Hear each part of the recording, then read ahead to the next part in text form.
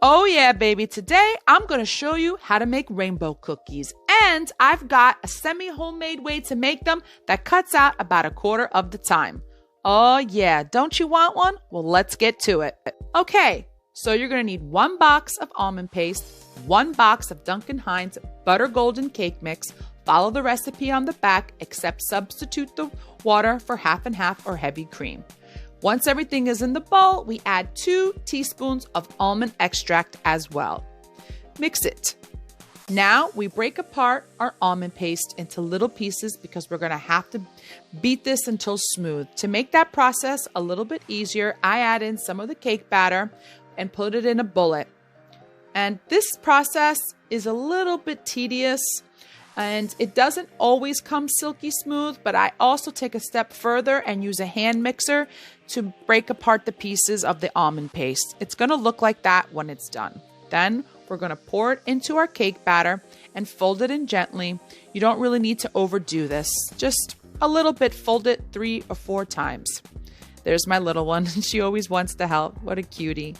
Okay, now we're going to take the batter and equally separate it into 3 equal parts, like that. Next, we're going to take 1 bowl and do red food coloring, and then we're going to do the next bowl with green food coloring. The other batter, you just put it into the sheet pan already. This is actually a quarter sheet pan. Pour all the mixture into its own little individual pans like this. And then we're going to throw it into the oven at 375. I believe that's what the back of the box says, but double check it. So into the oven it goes, and don't overcook them. Otherwise the cake batter, the sponge will cook dry. Once they're all cooled, we're going to wrap them in saran wrap and let them chill overnight or for a couple of hours. Perfect. Now, once they're all cooled, we take them out of the saran wrap and pull back the parchment paper, just like that. And we're going to do that to each one, and we're going to prepare them to cut into them, and we're going to make 2 layers out of this because I don't really like to make the cookies too thin. I like a good ratio of jelly to cake, and so that's why I split them in half. And look how beautiful these are.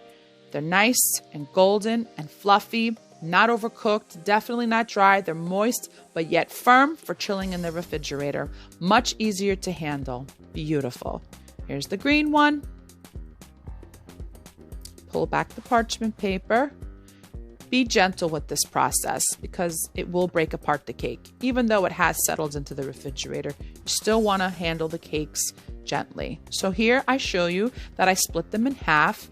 And the reason why I do that, like I said, is because I don't like them too thick. I like a good ratio of jelly to cake.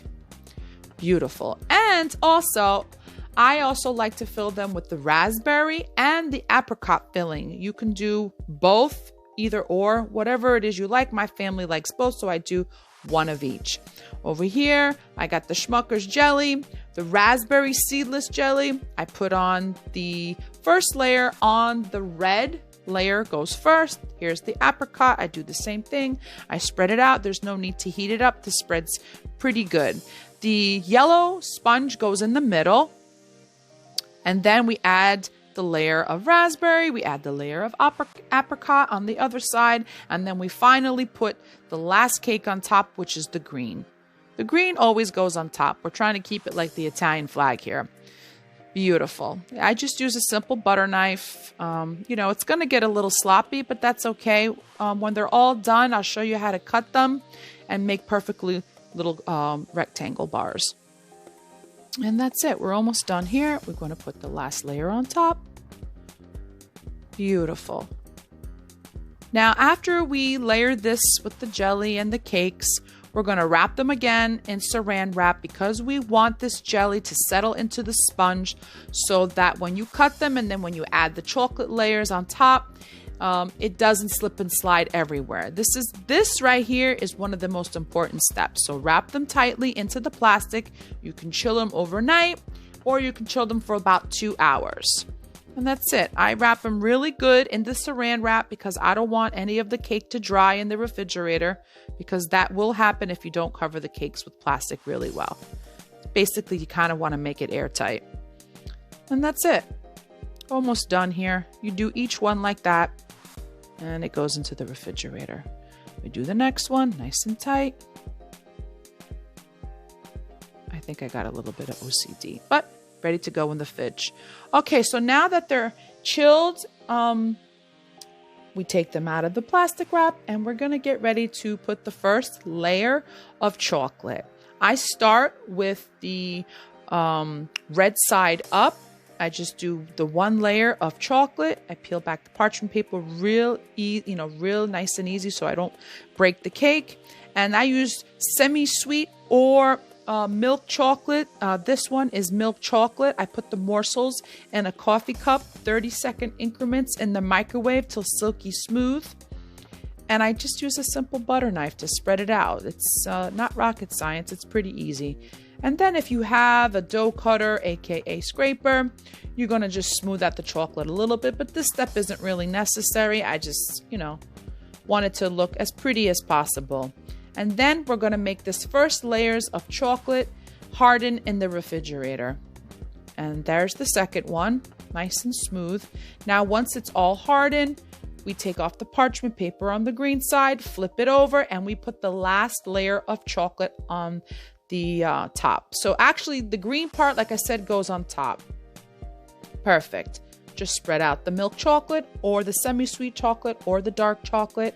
And for the raspberries, I do a little squiggly line so that everybody knows this one is filled with raspberry. Perfect. Now we're going to chill the chocolate. Now I'm putting the chocolate on top of the apricot filled ones. This, like I said, I don't do the squiggly lines. I just leave it nice and smooth. And we let that chill. Throw it in the refrigerator. Done. Nice and easy. Beautiful. In the refrigerator. Now they're done. Once everything is settled and chilled, we're going to skim off a little bit of the edges and make them as perfect as possible to get them ready to cut into little rectangles. Don't throw the beautiful like that. You see how beautiful that is? Now we're ready to cut. By the way, those scraps, don't throw them away. My kids love to eat those, so do I. Now I take my large serrated knife and I dip it into hot water to get the knife really hot so that when it cuts through the chocolate, it's not cracking the chocolate or smushing the layers of cake. Every time I make a cut, I dip it into the water or wipe it clean. Look at that, beautiful. Now we're ready to cut into little rectangles. Perfect. Wipe the knife again, little rectangle cuts. Do it for both cakes. Look at that. Beautiful. Oh, yeah. Now go make this and enjoy. Rainbow cookies, baby. Oh, yeah.